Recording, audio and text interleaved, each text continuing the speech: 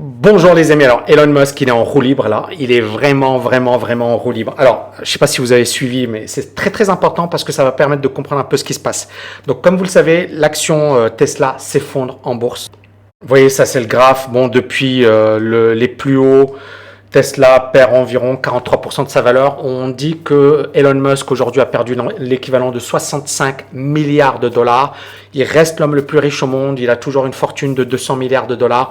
Mais néanmoins, effectivement, les choses s'accélèrent contre lui. Rappelez-vous, en 2021, début 2021, je vous avais dit, c'est l'homme de l'année. Tout lui réussit. C'est incroyable. Et il a été élu ou nommé homme de l'année par Time Magazine à la fin 2021. Donc, j'étais pas loin du compte. Mais j'ai l'impression que 2022, ça va être beaucoup plus compliqué. Pourquoi? Parce que, en fait, Elon Musk, il est vraiment dans son monde, quoi.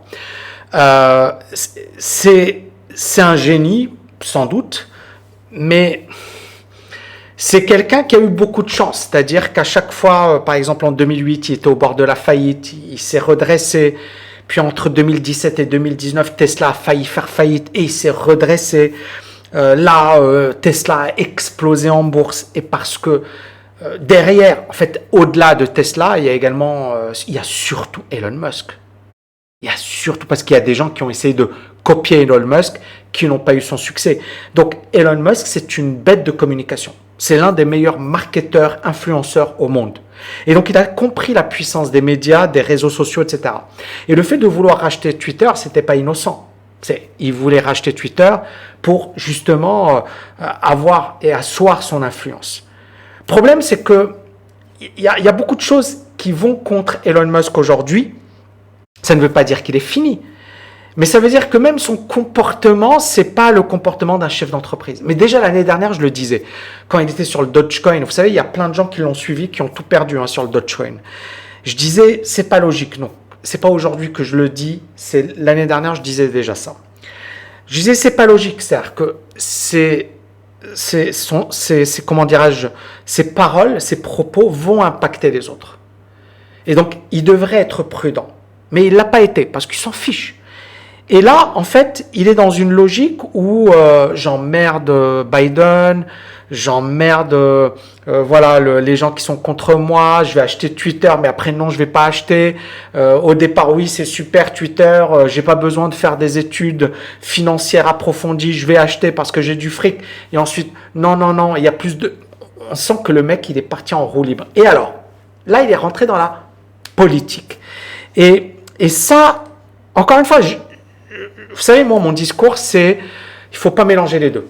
Prenez un gars comme Bernard Arnault, le mec, on ne sait pas s'il est vraiment... on ne sait pas pour qui il vote. Et on s'en fiche. Alors, c'est vraiment des gens comme Bezos. Alors, bien sûr, ils vont taper sur... Mais ils vont rester neutres parce qu'ils sont d'abord des businessmen. Parce que ces business sont plus puissants que des États. Facebook est plus puissant que des États. Google est plus puissant que des États. Apple est plus puissant. Vous voyez ce que je veux dire? C'est-à-dire, quand tu es PDG d'une boîte comme Facebook, comme Amazon, tu n'as pas besoin d'être un politique. Tu n'as pas besoin de la politique parce que tu es une puissance en toi-même. Et ça, Elon Musk le sait. Sauf que Elon Musk, il est dans son délire là, les choses commencent à mal se passer pour lui, ça se corse sur tu. Et donc, il dit, je vais voter républicain et il tape sur les démocrates. Et donc, il dit, voilà, les démocrates sont devenus le parti de la division et de la haine, comme si les républicains, c'était le parti de l'amour. Non, voilà. La politique, je ne sais pas si vous avez vu la série House of Cards, j'adore, avec Kevin Spacey, énorme. La politique, c'est un nid de crabe, que ce soit, franchement, écoutez également la chanson de Dutronc, L'opportuniste. Je l'écoutais récemment. C'est ça, je suis socialiste, je suis capitaliste, je suis communiste. En fait, à chaque fois, un politique, il va un entrepreneur, il doit le comprendre. C'est pas son domaine, c'est pas son monde. Donc il rentre dans un truc qui, t'es déjà puissant, voilà, reste focus sur ton business. Et donc, pourquoi il le fait? Parce qu'effectivement, il a critiqué Biden pendant des mois et des mois et des mois. Et puis, c'est la conjoncture également. On sent que, même au niveau politique, hein, en France, aux États-Unis, on sent que la politique aujourd'hui, elle est de plus en plus, c'est de plus en plus tendu. C'est de plus en plus, et donc ici, Elon Musk, il avait déjà voté démocrate, genre Obama, et puis aujourd'hui, voilà, il est à fond sur Twitter. Il a une audience, il a pas mal de fans. Et donc, il a compris qu'il y avait, c'est comme les cryptos. En 2020, il disait, ouais, les cryptos, c'est de la merde, c'est bullshit. Et juste après, bon, bah, je vais investir sur les cryptos. C'est Elon Musk, d'accord? C'est Elon Musk. Un jour, il va te dire un truc, le lendemain, il va te dire autre chose, et on le comprend pas, le mec. Mais en fait, on s'en fiche, hein. Il est l'homme le plus riche au monde pour le moment, et il a de l'influence, et il le sait. Le seul problème, et moi c'est ça ce qui me dérange, c'est qu'il est en train de gâcher son talent dans des conneries. Voilà. Il est en train de gâcher son talent dans des bêtises qui peuvent le mettre en difficulté. Parce que Twitter, ça peut le mettre en difficulté. Parce que là, la politique, ok, bon, très bien, mais ça peut le mettre en difficulté. Et finalement, au lieu d'être focus sur sa zone de génie, il est focus sur des conneries. Et donc, le gouverneur du Texas, d'ailleurs, Elon Musk s'est installé au Texas, Greg Abbott, qui est un républicain, a dit « Musk approuve mes politiques qui sont voilà, des lois qui est contre l'avortement ou les restrictions à l'avortement, tout ce qui est LGBT qui doit être retiré des livres, du curriculum, des librairies, etc., tout ce qui est transgenre, etc. Bref, voilà, il est dans ce truc. Et il dit, voilà, auparavant j'ai voté démocrate parce que c'était le parti de la gentillesse, kindness, la bonté, mais ils sont devenus le parti de la division et de la haine.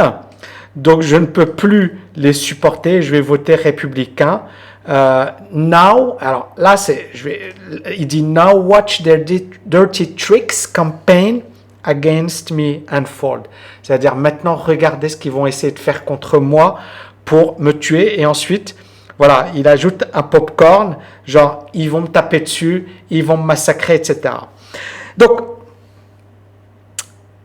je dis pas, encore une fois, je pense qu'Elon Musk il peut avoir ses idées, tout le monde a ses idées, etc. Je pense juste que il est en train de rentrer dans quelque chose. Et je sais encore une fois que ce débat passionne énormément de gens. Mais dans quelque chose qui va lui faire perdre son temps et son énergie. C'est très bien pour Trump, ce type de discours, c'est très bien. Si Elon Musk veut devenir président des États-Unis, pourquoi pas? Je ne pense pas qu'il ait le droit, puisqu'il n'est pas né aux États-Unis. C'est comme Arnold Schwarzenegger.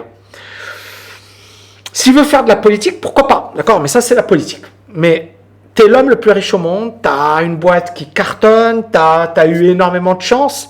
Aujourd'hui, tu es en train de faire des connes. Focus-toi sur ton business. Focalise-toi sur ton business. Et vous voyez ses propos, il dit I would classify myself as a moderate, neither Republican or Democrat. Je suis un modéré, d'accord? Je vais me classer comme un modéré. Je suis ni démocrate ni républicain. J'ai toujours voté pour les démocrates de manière historique. Je n'ai jamais voté, I might never have voted, je n'ai jamais voté ou je n'ai probablement jamais voté pour les républicains, mais pour cette élection, je vais voter. Et vous voyez, il dit, le Parti démocrate est trop contrôlé par les syndicats et les avocats, en particulier les avocats ce que l'on appelle les class action. Bon, c'est mal traduit, mais c'est un peu ça. Et donc là, vous voyez, Elon Musk, il tape sur Biden, il dit Biden n'a pas fait grand-chose. Le président est quelqu'un qui lit simplement un téléprompteur et son administration, c'est incroyable. C'est-à-dire, moi j'adore son côté, voilà, son côté décomplexé, etc. Il est un peu, voilà. Et il est difficile de dire que ce que Biden fait pour être totalement franc. Il a voté massivement pour les démocrates, mais il a critiqué à plusieurs reprises le président. Et alors là, regardez, il dit, le vrai président, c'est celui qui contrôle le téléprompteur, le chemin vers le pouvoir et le chemin vers le téléprompteur. Et on voit que cette idéologie, on l'a également en Europe, hein, elle commence à prendre de plus en plus de place. Et bon, alors après, voilà, est-ce qu'on peut dire que Biden, il a fait énormément de choses? Je vais pas dire que c'est extraordinaire, hein. Depuis qu'il est arrivé, on a la merde en Ukraine. C'est vrai que les États-Unis n'ont rien fait pour calmer le jeu. C'est vrai que ils ont mis de l'huile sur le feu. C'est vrai qu'on est un peu. C'est vrai que voilà, Biden, pour le moment, c'est bizarre, d'accord. C'est pas le gars qui a essayé de calmer le jeu, parce que je pense qu'ils auraient pu calmer le jeu avec les États-Unis, avec la Russie. Mais je pense que, alors, Poutine n'est pas un saint et il a quand même fait ses conneries. Mais je pense que Poutine, il a fait son truc, et Biden, voilà, il en a mis des couches, il en a mis des tonnes, notamment quand il a traité Poutine de boucher, etc. Il l'a traité de criminel. C'est-à-dire que Biden, il a presque provoqué et il a poussé Poutine à commettre une erreur. Et je me souviens, au tout début de son mandat, Biden, il avait traité Poutine de criminel. Et vous voyez ici, voilà, Biden brands Poutine, c'est un criminel de guerre. Ça, c'était le 16 mars. On est le 19 mai. Pourquoi Poutine va s'arrêter si le président américain le traite de criminel? Il va pas arrêter. Il va pas arrêter. Alors, et c'est ça le... Est-ce que Musk, parce que Elon Musk, vous savez qu'il a aidé quand même l'Ukraine. Est-ce que Musk, il le fait parce que il est irrité par le fait que Biden le boude? Et en fait, Biden le boude. Hein. Il a accueilli plusieurs constructeurs de véhicules électriques à la Maison-Blanche, mais il a exclu Tesla. Et email à CNBC en février, Musk a accusé Biden d'ignorer Tesla en faveur des constructeurs automobiles hérités. À un moment donné, Musk a qualifié Biden de marionnette à chaussettes humides sous forme humaine. Donc clairement, ces gens-là ne s'aiment pas, mais c'est ça la vérité. C'est que Elon Musk, je suis convaincu qu'il utilise ça juste pour sa petite vengeance et pour taper sur Biden et pour faire du mal à Biden. Mais que, en fait, il n'est pas du tout dans la politique. Et c'est ça ce que je n'aime pas avec Elon Musk, c'est occupe-toi du business, c'est-à-dire ne te focalise pas sur ça. Et moi-même, sur ma chaîne YouTube, cette vidéo, elle n'est pas politique. Il y a des gens parfois qui me reprochent, Tammy, la politique, voilà. Non, moi je m'en fiche, d'accord. Moi, la politique, c'est la TKL, c'est cartonner, c'est agir, c'est ça la politique. Tout le reste, c'est du vent pour moi. Parce que c'est pas ça qui va te sauver quand tu es dans la merde. Ce qui va te sauver quand tu es dans la merde, c'est tes investissements, c'est ce que tu as mis en place comme action. C'est maintenant les autres qui veulent rêver, etc. Allez-y, continuez de rêver. Et donc, on en arrive à ça, très important. Alors, il y a certaines personnes qui m'ont dit, Tammy, Tesla est sorti du S&P. Non, Tesla n'est pas sorti du S&P. Mais elle est sortie de ce que l'on appelle les ESG, donc effectivement, toutes les boîtes qui sont favorables à l'environnement. Et là, en fait, Tesla, et notamment Elon Musk, il est fou de rage. Pourquoi ? Parce qu'ils ont sorti Tesla de l'ESG, donc c'est un indice sur l'environnement durable, etc. Et pourquoi ils ont retiré? Parce qu'en fait, ce rapport dit Tesla n'a aucune stratégie pour émettre moins de carbone. Également, tout ce qui est le code de conduite au sein d'une entreprise, l'éthique, voilà.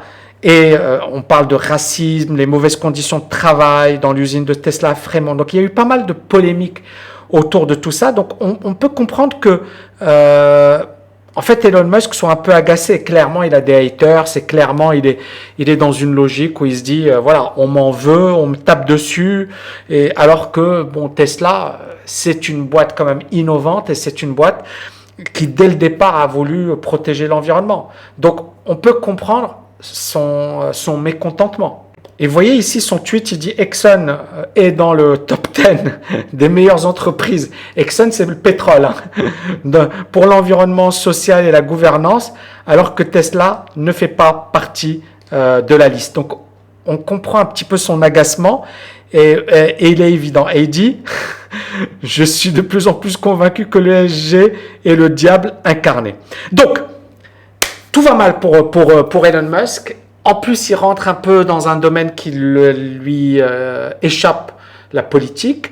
Il veut taper sur Biden. Clairement, Biden ne l'aime pas. Clairement. Mais en fait, encore une fois, on voit que c'est juste incroyable parce que tout se combine. C'est-à-dire, autant en 2021, c'était juste l'année de Elon Musk, autant en 2022, ça commence très très mal. Et en plus, il rentre dans quelque chose qui n'est pas qui ne le concerne pas, c'est-à-dire il rentre dans des combats politiques qui ne le concernent pas. C'est-à-dire, il a un business, il doit aller sur la Lune, il doit aller sur Mars, il doit faire en sorte que son business se développe. Là, Twitter, est-ce que c'est un bon move? Pour moi, non, et les événements le prouvent. Donc voilà, pour moi, pas top. Dites-moi ce que vous en pensez. Merci infiniment et à bientôt les amis. Ciao, ciao, ciao. Petite parenthèse rapide, si tu veux accéder gratuitement à ma masterclass de 2h30 et découvrir mon meilleur programme sur l'investissement, tu n'as qu'à cliquer sur le bouton ci-dessus. Et n'oublie pas de t'abonner à ma chaîne YouTube et à partager ma vidéo avec tes amis. À très vite.